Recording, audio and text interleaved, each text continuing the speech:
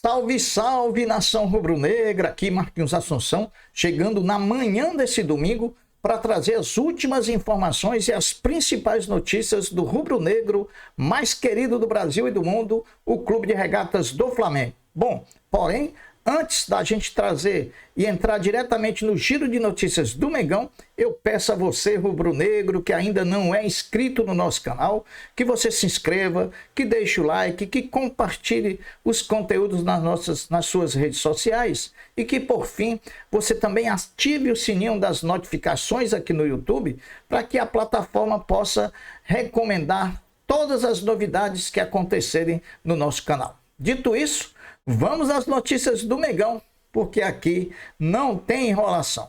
Bom, o Flamengo de Felipe Luiz encerrou a preparação para a partida de hoje contra o Grêmio, com treinamento realizado ontem, sábado pela manhã, no CT Ninho do Urubu. Mais uma vez, o zagueiro Danilo participou da última atividade, normalmente atuando sem nenhuma restrição e sem nenhuma limitação, aumentando assim a sua condição para ser relacionado para o confronto de logo mais contra o Grêmio. O técnico Felipe Luiz tem à disposição para a partida de logo mais contra o Grêmio praticamente todo o elenco do Flamengo. Apenas o lateral esquerdo Matias Vinha, que se recupera de lesão no ligamento cruzado anterior e também de uma cirurgia realizada em setembro do ano passado, agora Matias Vinha é o único jogador do Flamengo no departamento médico rubro-negro. E também o zagueiro Cleiton também não está relacionado por opção técnica, não faz parte da lista dos relacionados. Portanto, com Danilo e Pedro entre os relacionados, o Flamengo viajou na tarde de sábado, ontem, às 16 horas, com destino a Porto Alegre, desembarcando na capital gaúcha por volta das 19 horas. O zagueiro Danilo está de volta após quase 50 dias ausentes por conta de lesões na coxa. Vou trazer agora a lista em ordem alfabética dos jogadores do Flamengo que estão relacionados para enfrentar o Grêmio daqui a pouco lá na Arena Grêmio. Em ordem alfabética: Alexandro, Alan, Ayrton Lucas, Bruno Henrique, Danilo, De Arrascaeta, Dela Cruz, Diogo Alves, Eric Pulgar, Everton Cebolinha, Everton Araújo, Guilherme Varela, Gerson, João Vitor, Juninho, Luiz Araújo, Léo Ortiz, Léo Pereira, Matheus Cunha, Matheus Gonçalves, Michael, Pedro, Plata, Rossi e Wesley. Esses são os jogadores do Flamengo relacionados para a partida de logo mais contra o Grêmio. Nenhuma sinalização por parte de Felipe Luiz de qual time titular vai a campo logo mais. Porém, com todos os jogadores à disposição, podemos chutar que o time do Felipe, que o Felipe pode mandar a campo, pode ter a seguinte escalação: Rossi, Wesley, Léo Ortiz, Léo Pereira e Alexandro, Pulgar, Dela Cruz, Arrascaeta, Gerson, Plata e Bruno Henrique. Para mim, esse é o provável time. Sobre nosso adversário, o Grêmio também finalizou sua preparação ontem, sábado, anunciando a lista dos relacionados, que sinalizou 3 retornos de jogadores: Blatt White, o centroavante, Cuejá, o volante, e Amuso, o atacante, e um desfalque dos mais significativos: o uruguaio Christian Oliveira. O grande jogador Christian Oliveira está fora da partida contra o Flamengo. Diante disso, o provável Grêmio para enfrentar o Flamengo hoje na Arena Grêmio pode ter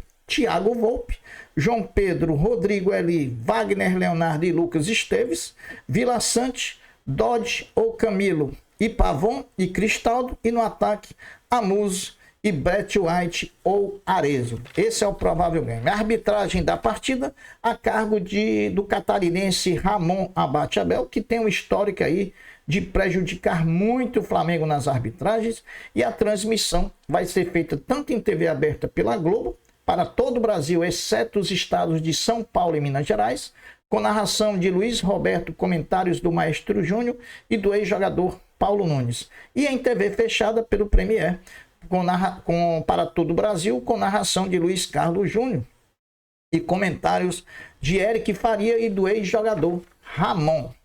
Hoje, meus amigos, é dia também de orgulho da nação. O Flamengo faz diante do Bauru, no ginásio Panela de Pressão, em Bauru, a penúltima partida pela fase de classificação do NBB 24-25, às 18 horas, com transmissão da Flamengo TV.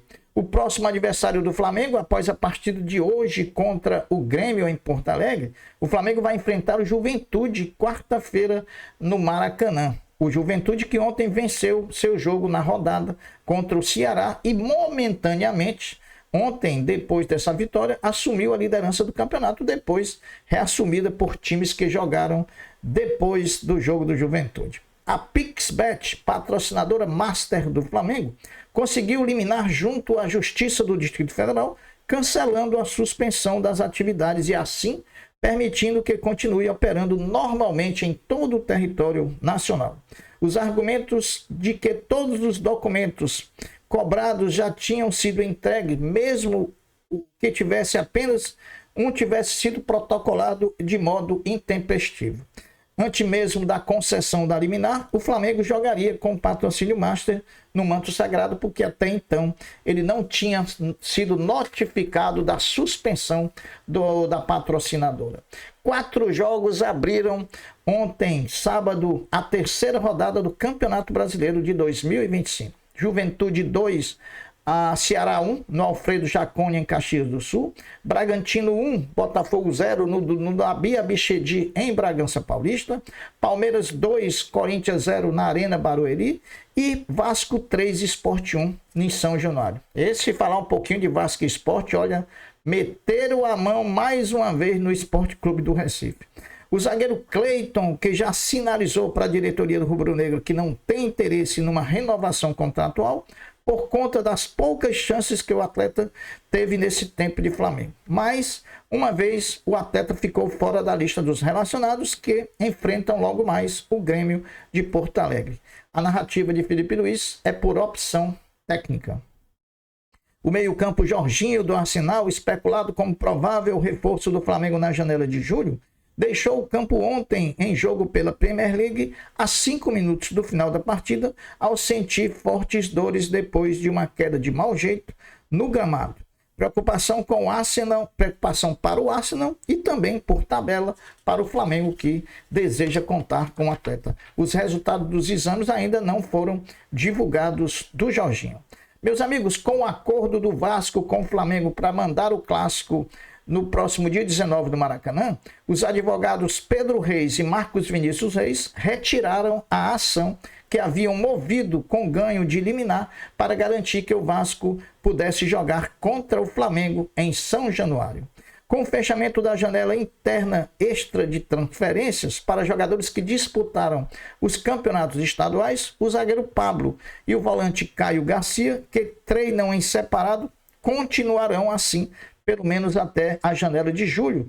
Outra oportunidade para saírem. Lohan foi reintegrado ao Sub-20 e José Wellington está fechado com um time do mundo árabe para a negociação acontecer na janela de julho, até porque as duas janelas estão fechadas, tanto a do mundo árabe quanto a do futebol brasileiro. Com o provável interesse do Chelsea na contratação do centroavante cria rubro-negro Rodrigo Muniz, o atacante pode se tornar o cria rubro-negro adversário do Mengão do Super Mundial de Clubes em junho, já que o Chelsea é do grupo do Flamengo. Já pensou o Rodrigo Muniz jogando pelo Chelsea contra o Mengão? Ih, rapaz!